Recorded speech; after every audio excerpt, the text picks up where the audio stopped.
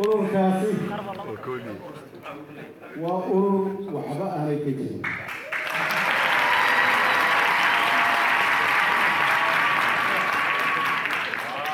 wax mandate oo ay ka haystaan gobollada galbeed haba yaratay ma jirto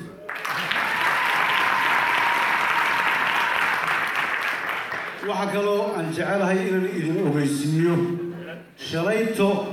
in mudaaharaad ballaaran uu ka dhacay magaalada Dila taasoo lagaga soo horjeedo ururkaasi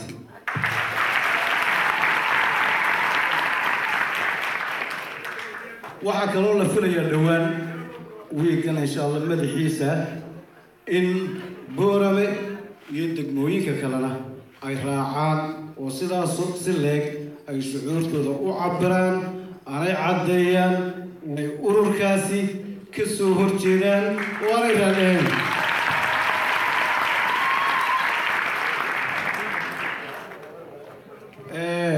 inta haddana intaa ku dhaafo waxaan jeclaan lahaa in qodob kale oo xagga nabadgelyada ka mid ah aan yar guud joogsano